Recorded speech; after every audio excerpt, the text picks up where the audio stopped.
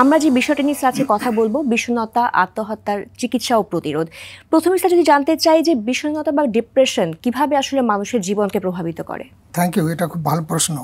বিষণ্ণতা এমন একটি রোগ, আমরা সাধারণত বেশিরভাগ ক্ষেত্রে যা করি, শরীরের রোগকে যতটা প্রাধান্য দেই, কারো একটু হার্টের সমস্যা হয়ে গেছে, হার্ট অ্যাটাক করবে, ইস্কেমিক অ্যাটাক হয়ে মারা যাবে, স্ট্রোক করবে, এগুলাতে যতটা গুরুত্ব দেই, আসলে আমরা কিন্তু মানসিক রোগকে অতটা গুরুত্ব দেই না।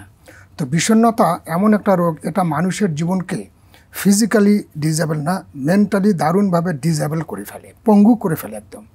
যে লোকটা আগে দারুণ প্রাণ চাঞ্চল্য ছিল, যার মধ্যে সমাজে বিভিন্ন সামাজিক কর্মকাণ্ডে জড়িত ছিল, বিভিন্ন জায়গায় বক্তৃতা দিত, মানুষের উপকার করত, তার নিজের অফিসের কাজে দারুণ অ্যাক্টিভ ছিল, বিষণ্ণতায় ভুগলে সেই লোকটাই দারুণভাবে ঘরকুনো হয়ে যায়, কোথাও বের হয় না, মানুষের উপকারের কথা ভাবে না, প্রাণ চাঞ্চল্য ভাবটা নষ্ট হয়ে যায়, তার যে অফিসের কার্যক্রম যা ছিল, অ্যাক্টিভিটিস, এগুলো ফেলে রাখে, করতে ইচ্ছা করে না, থাক পরে করবো, করতে ইচ্ছা করছে না।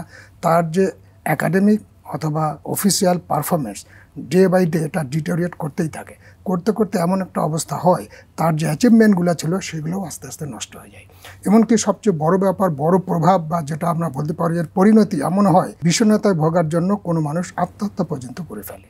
তো কাজে এই বিষণ্ণতাকে অবশ্যই গুরুত্ব দেওয়া উচিত, যাতে প্রত্যেকের জীবনটা যেভাবে চলছিল, যে প্রাণচাঞ্চল্য ছিল, যে সফলতা আসছিল, সেটা যেন কন্টিনিউ হয়।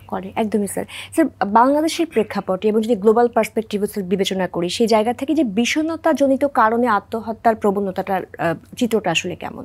সার্ভেতে দেখা গেছে এ পর্যন্ত যত লোক আত্মহত্যা করেছে তার 90% ব্যাপারটাই হচ্ছে মানসিক কারণে, সাইকিয়াট্রিক কারণের জন্য 90% লোক কিন্তু যত আত্মহত্যা তার 90%ই মানসিক রোগের কারণে। তো যতগুলা সাইকিয়াট্রিক কারণে, মানসিক রোগের কারণে যতগুলো আত্মহত্যা করে, এর মধ্যে আবার ডিপ্রেশনটা 80%।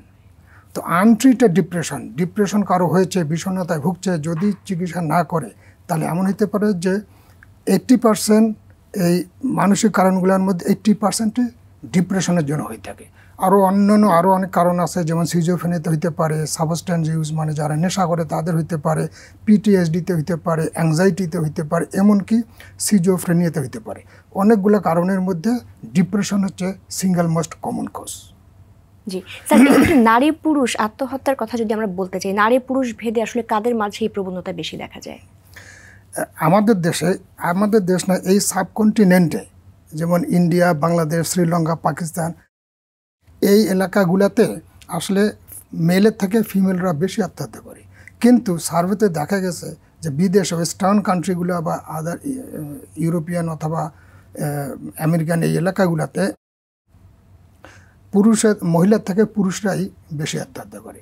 আর আমাদের দেশের চিত্রটা উল্টো, যে আমাদের দেশে আসলে মহিলারাই বেশি আত্মহত্যা করে।